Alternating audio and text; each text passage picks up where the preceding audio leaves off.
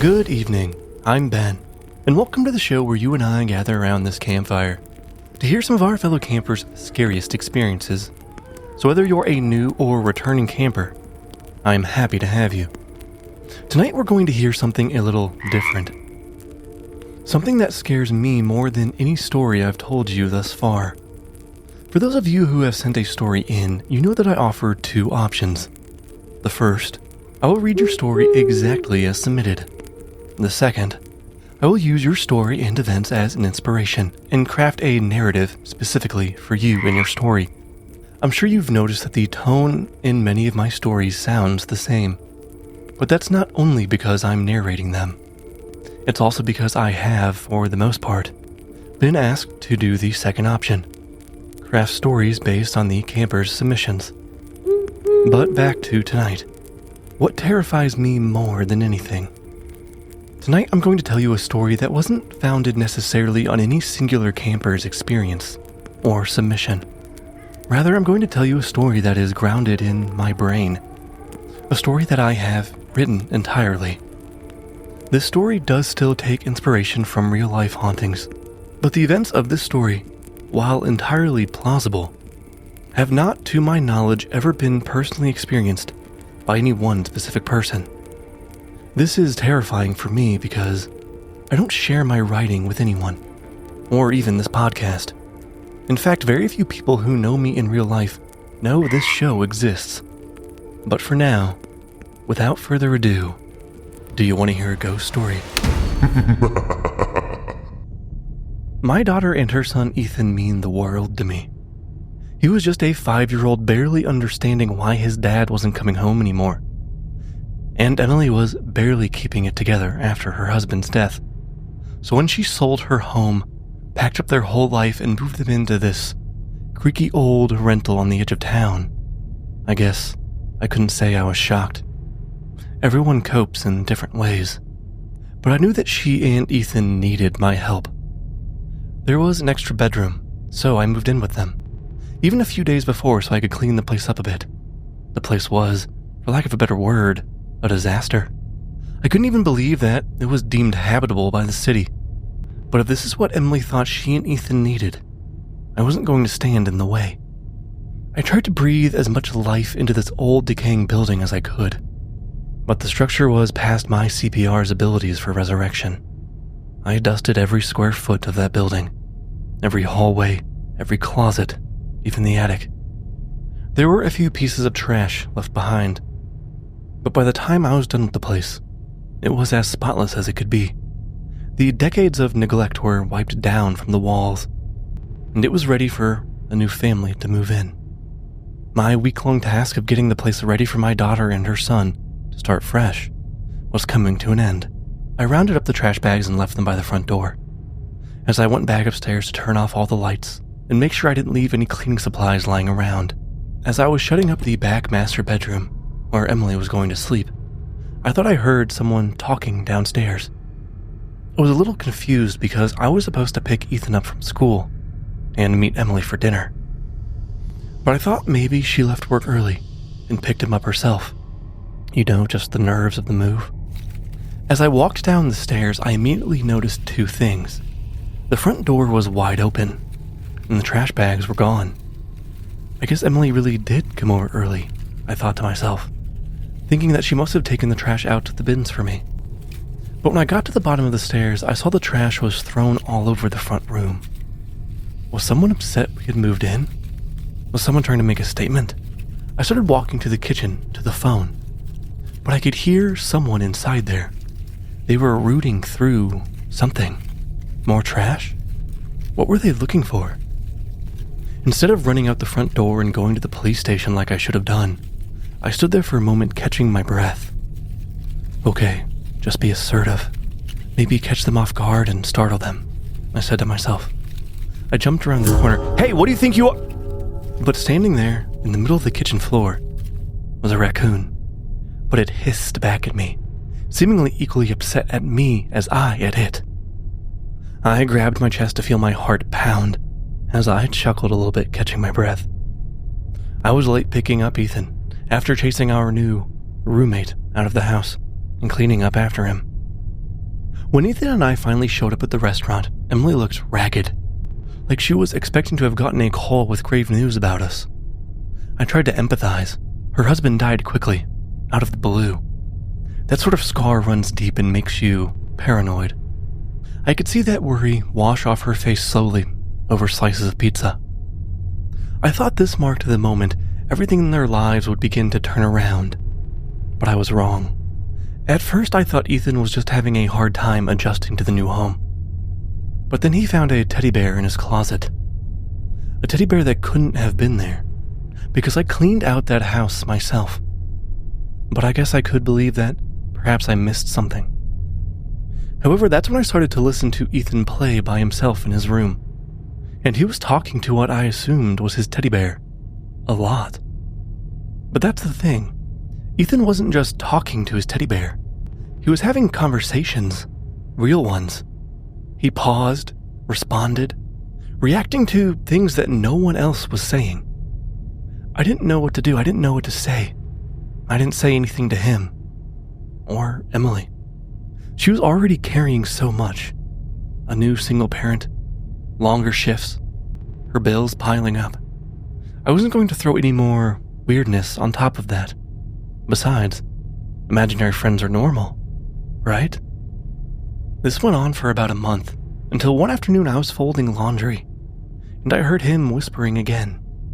But I was more curious now, but also more certain it was just an imaginary friend. I stepped out into the living room. "Who are you talking to, sweetheart?" Ethan didn't even look up at me. "David." The way he said it, so casually, so matter-of-fact, made something cold pinch in my chest. I forced a smile. "David? Is he a friend from school?" Finally, Ethan turned and looked at me. His little face so serious. Too serious. "No, he doesn't go to school. He doesn't like to leave the house." "Well, maybe we can invite him out with us sometime," I said. "No, he's not allowed to leave," Ethan said. I felt the blood drain from my face as I tried to hide my unease from Ethan. Who said that?" I said back. Ethan blinked like I was the one being strange. "He did." At first, I told myself it was nothing. Kids say creepy things all the time. I had read about it somewhere, a survival instinct, something about testing reality. But something about this felt different. I didn't think Ethan was making this up. That night, as I was finishing up some chores, long after Ethan and Emily had gone to bed, I heard whispering again, from his room. I tiptoed carefully up the stairs and pressed my head against Ethan's door. I could hear someone talking, though I couldn't quite make out the words. But the strangest part, this voice didn't sound like Ethan's. And finally a shh, and it went silent. But I kept my ear glued to the door, hoping to hear what came next. When a long, slow, dragging noise came from the other side of the door, inside Ethan's room. I held my breath. Then another scrape. I slowly grabbed the knob, turning it, pushing the door open. Ethan was in bed, asleep. The noise came from a different part of the room that time. I turned my head toward the closet. The door was cracked just enough to spill out darkness. My fingers curled into fists. This was stupid. I was letting my grandson's imagination get the better of me. I stepped forward, grabbing the handle, and yanked the door open. Nothing. Just that teddy bear, and the scent of dust. I exhaled, shaking my head. I was not about to let myself get worked up over this. As I reached down to pick up the teddy bear, I noticed something in the dust along the floor. A long, thin mark etched into the wood. I told myself it must have been Ethan, something he did by accident. Kids can be rather careless. "Grandma, what are you doing?" "David is trying to sleep." Ethan was sitting up in his bed, staring directly at me. Yes, I suppose he is. You were right. I forgot to tuck him in, that's all." "Good night, David." "Good night, Ethan." Ethan didn't say anything. He just watched me walk out of his room. Things only escalated from there. At 3:12 a.m. every night after this, I heard a soft, deliberate tapping at the far end of the hallway moving toward my bedroom door. The first few nights I laid in bed, pretending I didn't hear it, staring at my ceiling, too afraid to let whatever it was doing this, that it affected me. But as this continued night after night, my protective instincts took over. I forced myself up, checking on Ethan and Emily. Every time they were asleep, I would shut their doors. But one night, Emily must have heard it too. I was already awake when her voice cut through the darkness. "Mom?" I turned my head to see her standing in the hallway, arms wrapped around herself, eyes darting towards the noise. The knocking was in the hallway, somewhere between her and I. She reached quickly for the light switch, flooding the hall with light, just as the final knock hit. We both stood there, staring at the empty space where someone should have been standing, knocking on the wall. The next morning, she sat at the kitchen table, staring blankly into her cup of coffee, as if it might give her the answers. "I think the house is haunted." Her voice was so flat. I nodded in acknowledgement. "Me too." We didn't say any words for a long time after that. Emily was the one who finally broke the silence. "I don't want to scare Ethan, but maybe we should ask him about David again." "Yeah," I said. "Tonight." We took Ethan to the same pizza place we had gone months ago.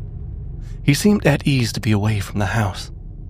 But when we got home, we sat Ethan down on the couch, keeping our voices light. "Sweetheart," Emily started, "can we ask you a bit more about David?" Ethan hesitated. His hands twisted at the hem of his shirt. His eyes flicked towards the staircase, then back at us. "He doesn't like being talked about." My skin pricked at this. "Why not?" I asked. Ethan swallowed, hesitating a little bit more. "Because he's not supposed to be here." Emily and I exchanged a look. "What do you mean?" she asked. Ethan looked at her, and then at me, his face pinched with some confusion, like he didn't understand why we didn't already know. Because he was forgotten, left behind. I looked over my shoulder at the stairwell, at the stairs, and then back at Ethan. "Left behind where?" I said. Ethan's lips barely moved as he answered, "In the walls." We knew at that moment this was no imaginary friend. The way Ethan discussed it, the things that had been happening around the house. But we didn't know what to do. We stayed there living in this nightmare for the duration of the lease. The same tapping happening every night. Ethan continuing to play with this unseen being. It didn't necessarily feel threatening anymore. Contrarily, it felt sad. It felt as though the state of abandon the house was in before we'd moved in was purposeful. As though someone purposely left David behind. Moving out went the opposite of moving in. Ethan and Emily moved out first, into their new, quote, luxury condo. Emily didn't want to take any more chances on an older building again. And I stayed behind to clean the place, to leave it in good condition for the next tenant, though I doubted there would be one. By now the taps on the wall were normal to me. I no longer suspected raccoons of any mischief. It was just David. Ethan had left behind the teddy bear he found. I figured the last thing I would do was go up and leave it in the closet for David, where Ethan found it.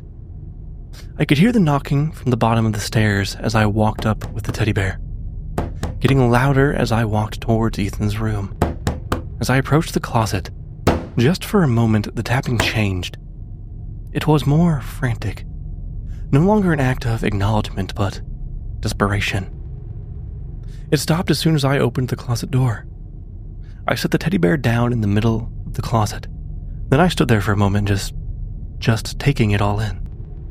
I hadn't noticed this before, but Ethan's closet was smaller than the rest. Not quite as deep. As I looked closer, I saw that it didn't quite sit flush with the floor on the back wall either. I remembered what Ethan said. In the walls. Maybe David was in the walls and just wanted to leave. But I was too afraid for what I would find if I tore that wall down. Rather, I opted to call the police and tell them that there was this weird smell coming from behind the closet wall. I sat there in my car, watching through the windshield as the rain drizzled down. They first sent animal control, then the police, then an ambulance, and then a black bag was carried out of the house. The remains were apparently old, from close to when the house was built decades ago. Emily and I never told Ethan this. He no longer remembers his friend David, but I believe he was the reason David is now at peace. And in a way, I think David helped Emily and Ethan find peace too. Thank you for listening to my story. If you liked this format and wouldn't mind hearing more stories that aren't necessarily from any specific person, let me know in the comments on Spotify, YouTube, or on this episode's post on Instagram. Your feedback is always appreciated. Now, if you'll go excuse me, I'm going to go die of embarrassment from sharing my writing publicly on the internet. I will leave you here for the night. And if you want early access to ad-free episodes, bonus episodes, head over to patreon.com/do you want to hear a ghost story. And as always, I'm glad to have you all as campers on this journey. Please keep sharing the show with anyone you think might like these stories, or someone you're just trying to scare. If you're enjoying the show, please leave a review. I would love to hear from you. Until next time.